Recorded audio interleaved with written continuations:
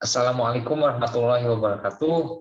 Perkenalkan, nama saya Ilham Nur Hidayat dari kelas Reguler Manajemen B dengan NIM 3402210063. Di sini saya akan memenuhi tugas komputer bisnis dengan dosen pengampu Bapak Mukhtar Abdul Qadir SEMM. Nah, untuk tugas kali ini sebagai syarat agar nantinya bisa mengikuti UAS ataupun ujian praktek. Nah, untuk kali ini materinya mengenai korelasi, regresi, dan juga koefisien determinasi. Nah, sebelum kita masuk ke video tutorialnya, di sini saya akan sedikit membahas mengenai apa itu korelasi, regresi, dan juga koefisien determinasi. Nah, untuk korelasi yaitu salah satu teknik yang digunakan dalam statistik untuk mencari hubungan antara dua variabel atau lebih dengan sifatnya yaitu kuantitatif. Nah, untuk regresi sendiri yaitu salah satu metode yang digunakan dalam menentukan hubungan sebab akibat antara satu variabel dengan variabel yang lainnya. Nah, untuk koefisien determinasi merupakan angka yang dihasilkan dari proses analisis regresi yang menunjukkan seberapa besar proporsi dari variabel bebas yang menjelaskan variabel terkait. Nah, itu sedikit penjelasan. Mari kita lanjutkan kepada video tutorialnya. Di sini kita akan menggunakan Excel sebagai medianya.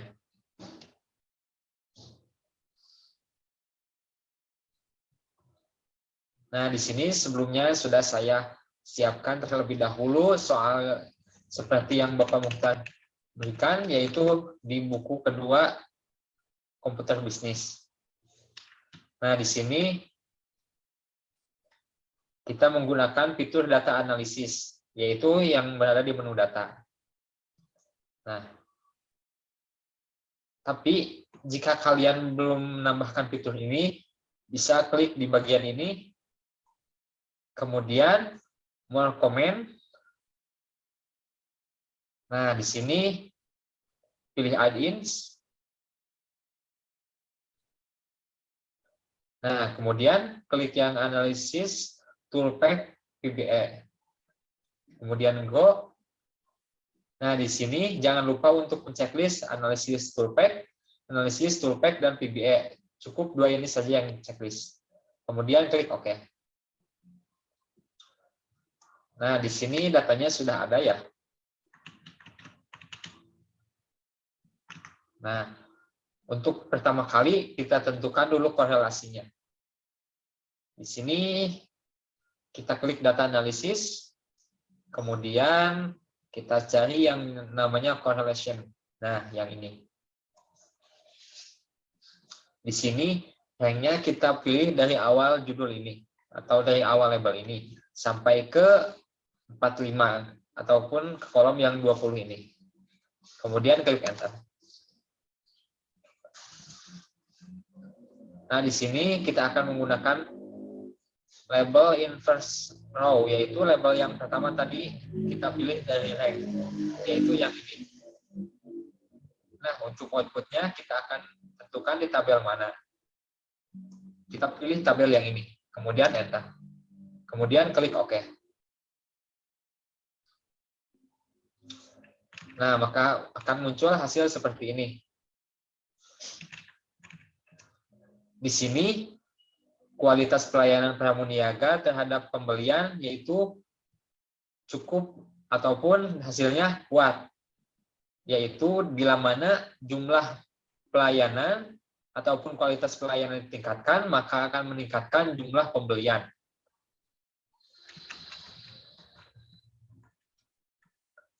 Kemudian kita ke regresi. Masih sama di data analisis. Di sini pilih yang regression. Nah, yang ini. Di sini untuk input Y rank-nya yaitu kita pilih dari rank jumlah pembelian. Untuk X-nya kita pilih yang kualitas pelayanan pramuniaga.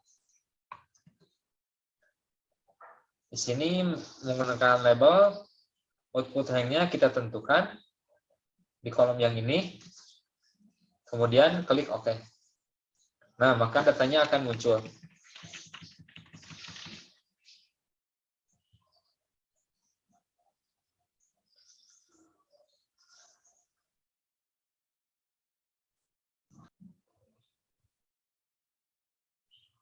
Nah, di sini bisa diartikan yaitu yang R pangkat ini pengaruh kualitas pelayanan X1 berpengaruh terhadap jumlah pembelian, yaitu dapat diketahui melalui koefisien determinasi yaitu R pangkat yang 0,403.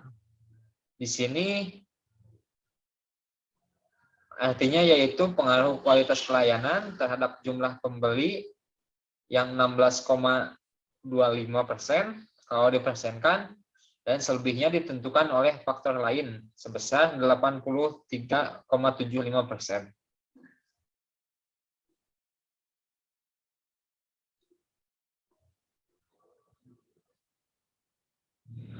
Nah, kemudian setelah itu kita jangan lupa untuk merapikan hasil kerja kita. Di sini kita menggunakan border. Kita pilih yang all border. Nah, yang ini juga kita pilih all border.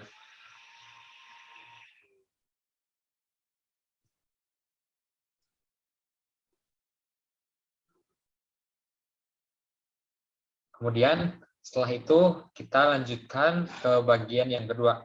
Di sini sudah sama dengan soal yang ada di buku. Masih sama caranya seperti tadi.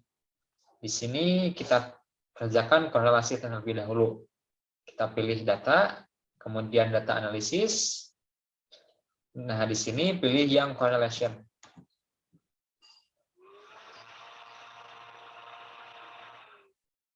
Untuk input ranknya kita pilih dari tabel ini. Kemudian kita checklist label inverse null.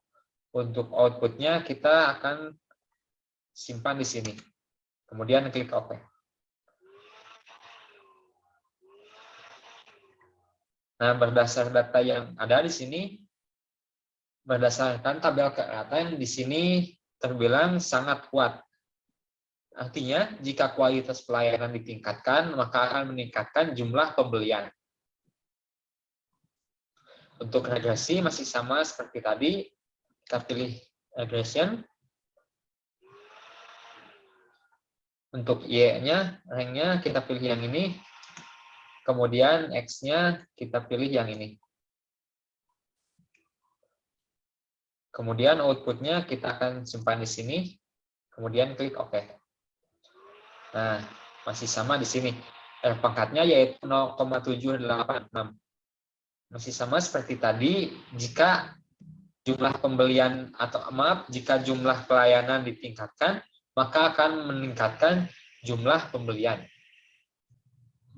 Nah, kemudian berikutnya kita akan melanjutkan ke bagian 3. Di sini datanya sudah ada. Untuk pengerjaannya kita pilih yang korelasi terlebih dahulu.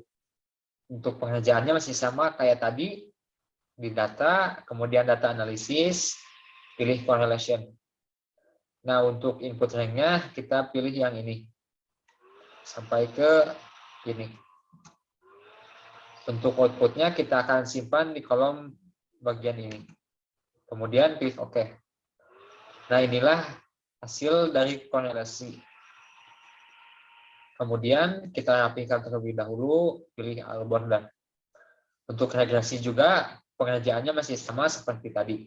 Kita ke data, data analisis, kemudian pilih yang regression. Untuk Y-nya kita pilih yang ini.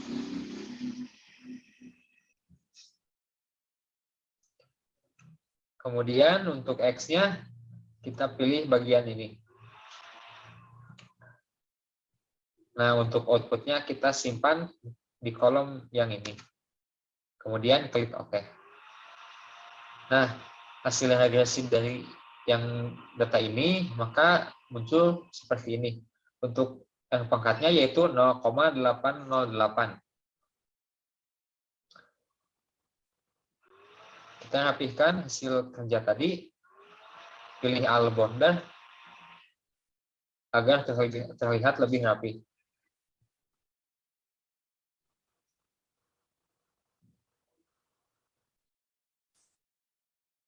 Kemudian kita lanjut ke bagian korelasi dan juga regresi berganda. Di sini datanya sudah ada. Di sini ada data 3 tabel. Untuk pengerjaannya masih sama, masuk ke menu data, data analisis, kemudian correlation. Nah, untuk input ranknya kita pilih dari ketiga data ini. Kemudian outputnya kita akan simpan di bagian ini. Nah, maka akan muncul hasilnya seperti ini. Di sini untuk jumlah pengunjung toko X2 terbilang lemah, yaitu 0,1808. Untuk jumlah pembelian yaitu 0,403. Kemudian untuk regresinya di sini untuk X-nya yaitu kita pilih dari data yang bagian ini. Kita pilih sampai ke bawah. Kemudian untuk outputnya kita simpan di bagian ini. Kemudian klik OK. Nah, hasilnya akan seperti ini.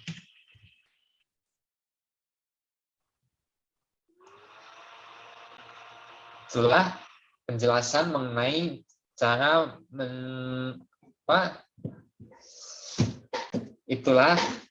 mengerjakan regresi, korelasi, dan juga korelasi dan regresi berganda.